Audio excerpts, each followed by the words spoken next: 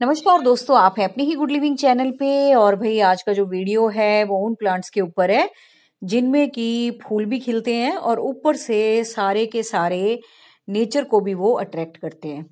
और सबसे ज्यादा कमेंट मेरे इसी बात पे आते हैं कि ऐसे फूलों के नाम बताओ जिनसे कि तितलियां बहुत अट्रैक्ट होती हैं, या छोटे छोटे जो ये जीव जंतु होते हैं, छोटी चिड़िया होगी, मधुमक्खियां, भंवरे हो गए।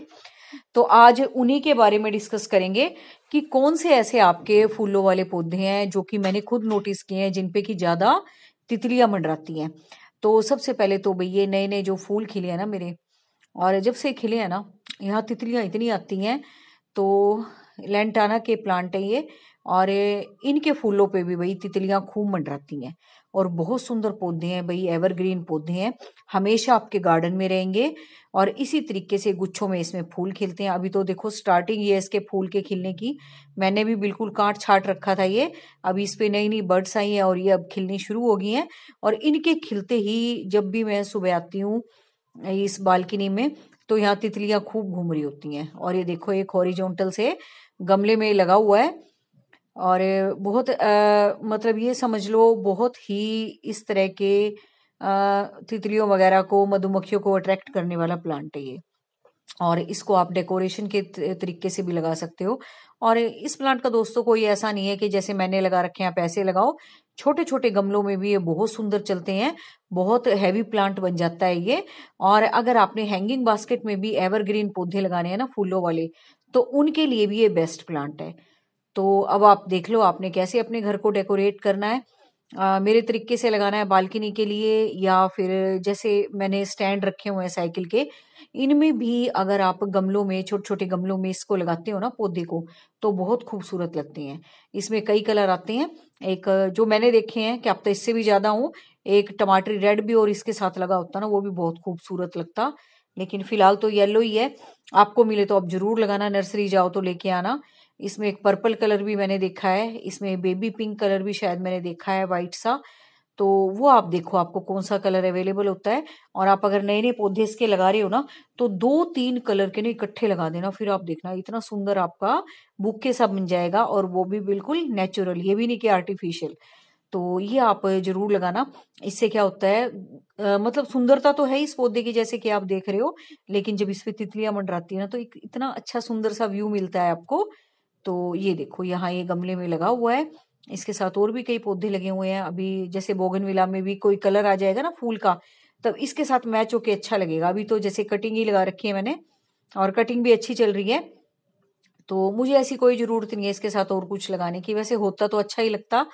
लेकिन देखो बोगनविला में कौन सा कलर आएगा तो इसके साथ मैच होके ना फिर अच्छा लगेगा। तो ये पौधा भी दोस्तों तितलियों को अट्रैक्ट करने वाला है।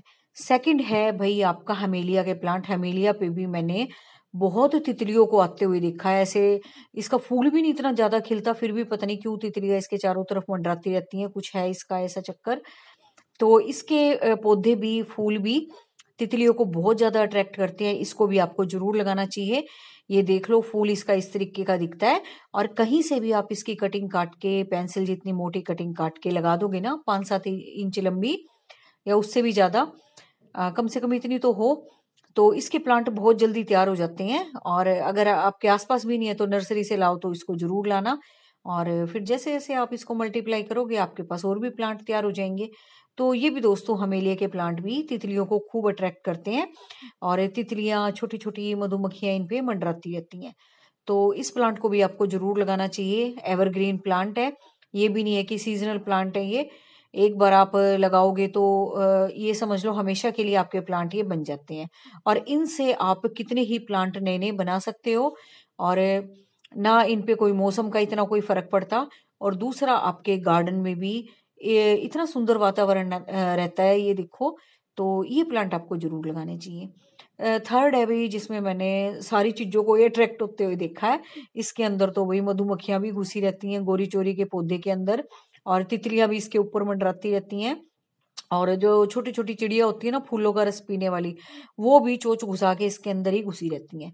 तो ये समझ लो ये तो तीनों को ही अट्रैक्ट करता है, जो मैं खुद भी देखती रहती हूँ।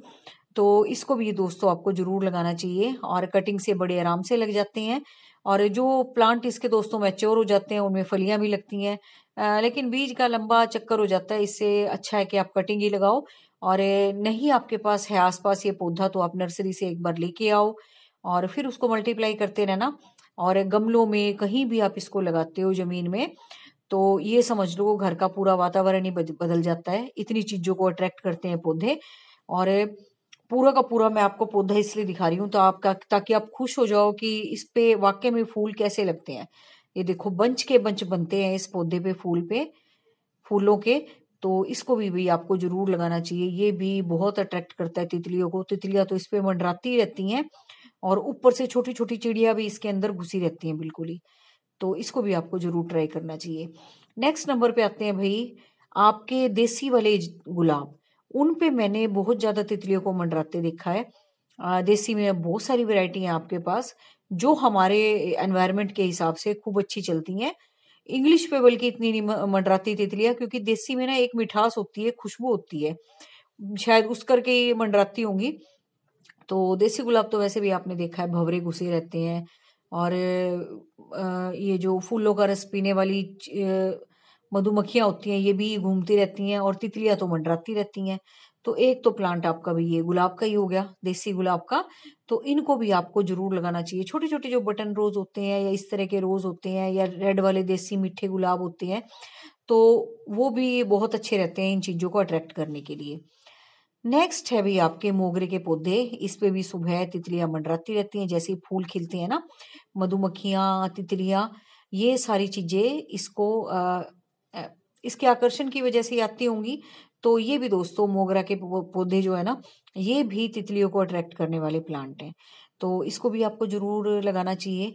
और जितने भी प्लांट मैं बता रही हूँ आपको, और अगर आपके पास वो हैं तो आप मुझे कमेंट करके जरूर बताना कि वाकई में मैं ठीक कह रही हूँ। और जिसने भी ये बात नोटिस की है, तो ये भी दोस्तों बड़ा सुंदर प्लांट है। अगर आपके पास नहीं है तो आप जरूर लेके आओ।